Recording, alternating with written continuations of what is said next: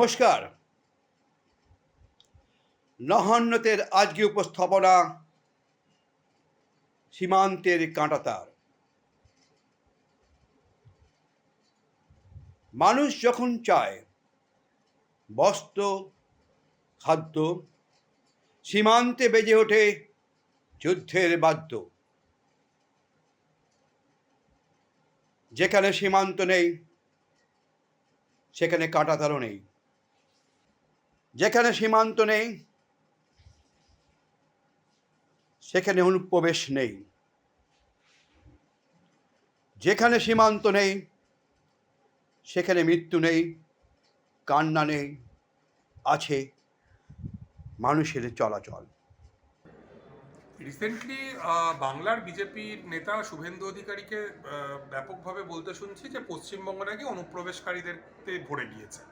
তো এবং তাদেরকে সবাইকে পুশব্যাক করতে হবে, তাড়িয়ে দিতে হবে। এটা শুনতে শুনতে আমার ভীষণভাবে মনে হচ্ছিল যে শুভেন্দুবাবু কি তাহলে আসলে বিএসএফকে অপমান করছেন? আমাদের যে বিএসএফ এর জওয়ান যারা আছেন, যারা দিবারাত্রি অতন্দ্র পাহারা দিচ্ছেন সীমান্তে, তারা তো নিশ্চয়ই অনুপ্রবেশকারী, অবৈধ অনুপ্রবেশকারী যারা ভারতে আসতে চাইছেন অন্যত্র থেকে, তাদেরকে তো তারা নিশ্চয়ই আটকান। আমি তো বিশ্বাস করি তারা তাদের দায়িত্বটা সঠিকভাবে পালন করছেন, কিন্তু শুভেন্দুবাবু তাদেরকে কার্যত দায়ী করছেন। শুভেন্দু অধিকারী বলতে চাইছেন যে বিএসএফ সঠিকভাবে তার কাজ করছে না। শুভেন্দুবাবুর এই বক্তব্যের সঙ্গে আমি একদম একমত নই।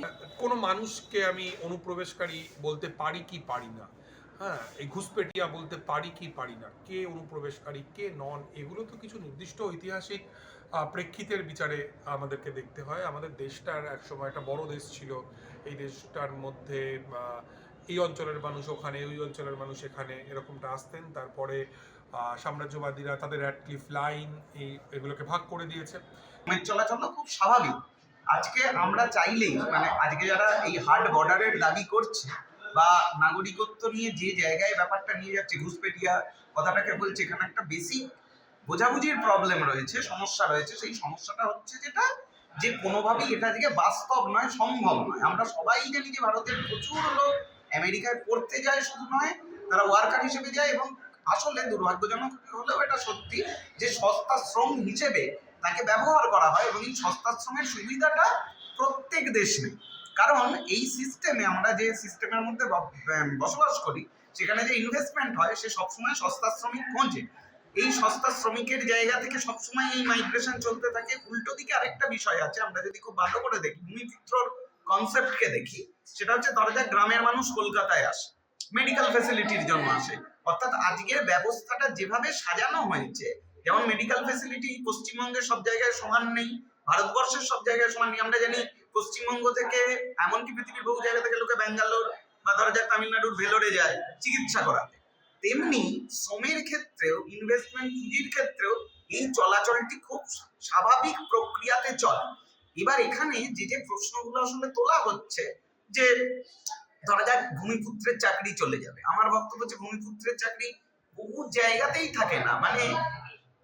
আজকে আমাদের পশ্চিমবঙ্গে দাঁড়িয়ে যেটা আমরা প্রত্যেকে দেখতে পাবো, সেটা হচ্ছে বিহার থেকে প্রচুর মাইগ্রেন্ট ওয়ার্কার আসে, উড়িষ্যা থেকে আসে, এবং এই সিস্টেমটা কিন্তু একদিনে গড়ে ওঠেনি, এটা দীর্ঘদিন ধরে গড়ে উঠেছে।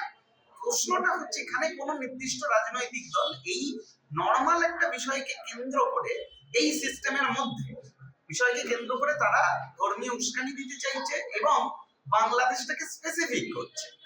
এখানে হচ্ছে আসলে মূল সমস্যা। নাগরিকত্বের যে বিষয়, সেটাকে যদি আমি ধরি, সেটা একটা ভিন্ন বিষয়, যে নাগরিকত্ব কার থাকবে। একটা দেশের মধ্যে একটা ব্যক্তির দুটো দেশের নাগরিকত্ব থাকতে পারে কিনা, এগুলো জটিল বিষয়, এগুলো অন্য তর্ক। কিন্তু যে কোনো লোক কাজের জন্য এলে বা যে কোনো লোক তার ফ্যাসিলিটির জন্য এলে, এইটাকে ঘুষপেটিয়া বলে দেওয়া, এবং সেখানে বাংলাদেশ নিয়ে যেভাবে আজকের বিতর্কটা তৈরি হচ্ছে, কেউ কিন্তু আমেরিকা থেকে এসেছে বা ইউরোপের প্রচুর লোক আছে, এটা নিয়ে কিন্তু কেউ কোনো কথা বলে না। এখানে বাংলাদেশটাকে স্পেসিফিক করা হচ্ছে। নেপাল, ভুটান আমরা জানি যে বাজারে আলাদা রাষ্ট্র, সেখানে কিন্তু বাংলার প্রচুর, এই বাংলার বা তথা ভারতের প্রচুর লোক কিন্তু যাতায়াত করে উইদাউট ভিসা পাসপোর্ট। আসলে ব্যাপারটা বাকিটা যেটা রাজনৈতিক এবং রাজনৈতিক স্বার্থ চরিতার্থ করার জন্য বিষয়টাকে বাড়ানো হচ্ছে। আসলে নর্মাল পুঁজিবাদ যেভাবে গড়ে উঠেছে, আমি যদি সেটাকে স্ট্যান্ডার্ড ব্যবস্থা ধরে নিই, সেখানে পুঁজির চলন, শ্রমের চলন, ফেসিলিটির প্রয়োজনে মানুষের মাইগ্রেট করা, এগুলো খুব স্বাভাবিক ব্যাপার, নর্মাল ব্যাপার। এটাকে রাজনৈতিক ভাবে ব্যবহার করে যে উস্কানি দিয়ে প্ররোচনা সৃষ্টি করা হচ্ছে, সেটা বিরুদ্ধে আমাদের সচেতন হওয়া উচিত। কিন্তু পৃথিবীতে এরকম অনেক জায়গা রয়েছে, যেমন ইউরোপেও আমরা দেখি যে এক দেশ থেকে আরেক দেশে স্বচ্ছন্দে চলে যাওয়া যায়। আবার এটাও ঠিক যে মেক্সিকো থেকে আমেরিকায় আসতে গিয়ে প্রচুর মানুষকে ভাবে বলা যায় না। একদিকে যেমন প্রত্যেকটা দেশই তার বর্ডারকে সামলিয়ে রাখে এবং তার বাইরের থেকে লোকজন আসাকে নিয়ন্ত্রণ করে, আবার অন্যদিকে তাকালে দেখা যায় এটা নিয়ন্ত্রিত হয় না। উন্নত দেশের দিকে ঝোঁক ম্যাক্সিমাম বা লোকজনের থাকে, আশপাশ থেকে সব জড়ো হওয়ার চেষ্টা করে, ওখানে ফাঁক ফোকর দিয়ে ঢুকে যায়। কিন্তু তাদের ডিল করতে গিয়ে যাতে মানবিকতা নষ্ট না হয় সেদিকে দেখা উচিত। এটা রাষ্ট্রনায়ক দেশভাগ বহুদিন আগে হয়ে গেছে, কিন্তু তার এফেক্টটা সরকারকে নিতে হবে।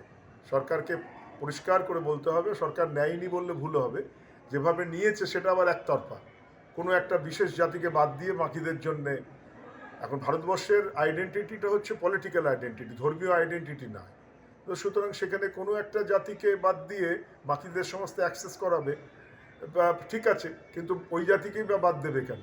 অ্যাক্সেসটা আমার ভালো লেগেছে, কিন্তু খারাপ লেগেছে একটা জাতিকে বাদ দিয়ে। দেখুন, এই রাষ্ট্রীয় চরিত্রটা বা আমাদের কখনোই সাধারণ মানুষের পক্ষে কাজ করে না। এরা নিজেদের স্বার্থে, নিজেদের গদির স্বার্থে এবং মানুষকে ভুল বুঝিয়ে একদিকে নিয়ে যাচ্ছে। এখন যে পক্ষে বলছে এবং যে বিপক্ষে বলছে, তাদের দুদিকের মধ্যেই যথেষ্ট ভুল বোঝাবুঝির জায়গা রয়েছে।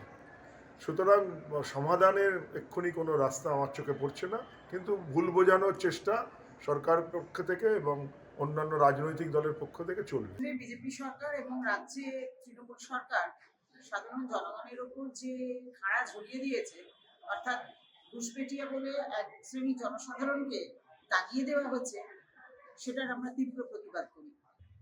আমরা বিভিন্নভাবে বিভিন্ন কাজের ক্ষেত্রে, পড়াশোনার ক্ষেত্রে আমরা আমেরিকায় যাচ্ছি, কানাডা যাচ্ছি বা ইউকে যাচ্ছি, তাহলে বাংলাদেশের লোকেরা এখানে কাজ করতে আসবে না কেন? মানে তারা কাগজ কুড়োতে এবং বোতল কুড়োতে আসে বলে তাদের ক্ষেত্রে কি এই খাড়া ঝুলিয়ে দেওয়া হয়েছে? বরং আমরা এটা মনে করি যে কাজের প্রয়োজনে বা অন্যান্য কারণে, পড়াশোনার ক্ষেত্রে বা আরো মানুষের ব্যক্তিগত প্রয়োজনীয় কেউ যদি এদেশে আসে বা এদেশ থেকেও কেউ যদি বাংলাদেশে যায়, তাহলে কোনো রকম বাধা নিষেধ আরোপ করা চলবে না। আমরা চাইছি যে বেড়া খুলে দেওয়া হোক এবং এক দেশের মানুষ অন্য দেশে এসে যেভাবে কাজ করে এবং তার জীবিকা নির্বাহ করে, সাধারণ মানুষ, একেবারে প্রান্তিক মানুষ, তাদের জন্য এই করিডোরটা ওপেন করে দেওয়া হোক এবং সবাই আসুক।